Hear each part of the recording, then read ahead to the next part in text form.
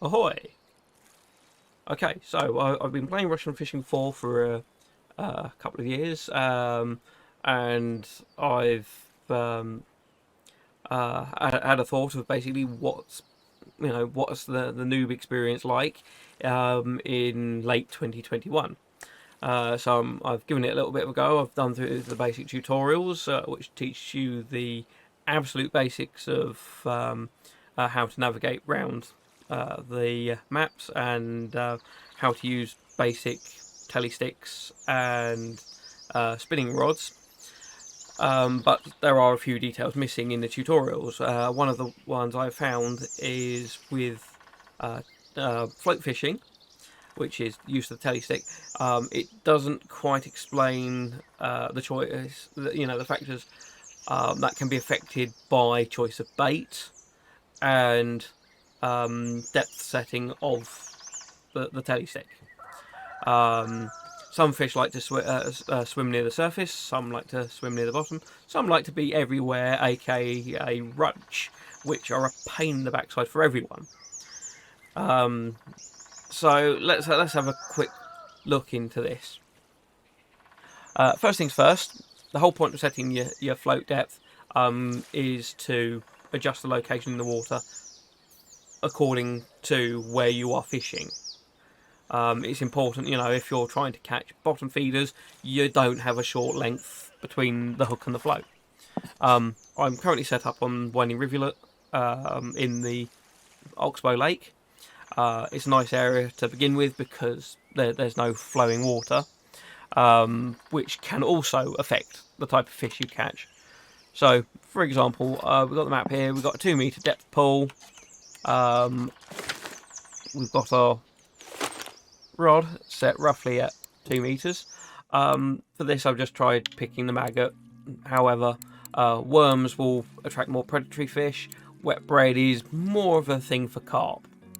But maggots will catch quite happily perch, roach, bream, white bream, and the sort of intermediate predators, basically. But let's give this a try. First things first, set your length. Then you want to make sure you're looking at your float. Okay, if you've got your float length too long, your float will not sit properly in the water. It will literally just lay down on the surface. If it's doing that, it is very hard to identify if you've got anything biting on the hook. If you have it too short, the float it basically will keep the bait off the bottom of the river. And this will affect the type of fish you'll get. So if you're trying to go for carp, you will typically go for the bottom. But if you're going for things like roach, dace, white eye bream, white bream, that sort of fish, you typically want it a little bit higher. However, large bream, which you don't actually get on rivulet, will typically go for bottom. However, at this stage, you're very unlikely to catch large bream. That's more of a sort of level 12 and above when you start to get on to Oldberg. When you'll start getting rod breakers. So, for example, the float has now uncocked itself. Now, that is a very clear indicator that there was a fish on there. Okay, and because I'm rambling, yeah, I didn't bite for it. But it doesn't rule out that there isn't still one on there. Okay, so there definitely wasn't. Okay. There we go. There's an example of if you cast too close to the side. You'll see. Oh, but look, it's now cocking and moving. So, what's on there, I wonder? Nothing.